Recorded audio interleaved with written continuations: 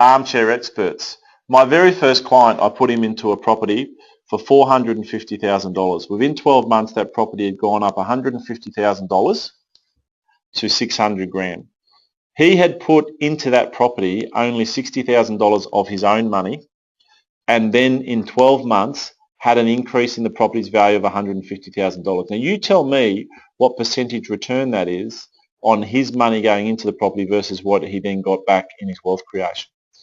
Now, at the end of that 12 months, we went and bought another 2 properties using that equity that he had gained, and we also managed to organise a self-managed super fund through him with a financial planner that we work with, and he got him into another property. So in the space of 2 years, he bought 4 properties and had a portfolio worth over $2 million. Now, when you have a property worth over $2 million that is paying its own bills, and the property market goes up 10%, a mere 10%, how much money do you make? You make $200,000. Now think about that for a second. How many days work do you need to do?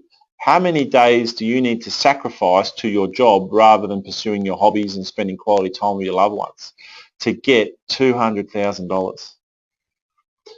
Property investment. But an interesting story about him was that he said to me at the end of that first 12 months,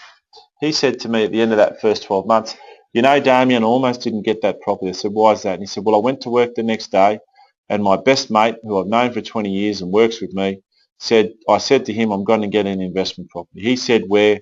I told him the name. He said, I've never heard of the place. If I've never heard of the place, it can't be a good place to invest. And I said, well, you did end up buying it, so what changed? He said, well, I rang you the next day, I got you to explain it to me again, and I worked out that whilst he was my good friend, he didn't actually know what he was talking about with property investing. And I said, you're glad you made your decisions? He said, of course, I've got over $2 million worth of property now.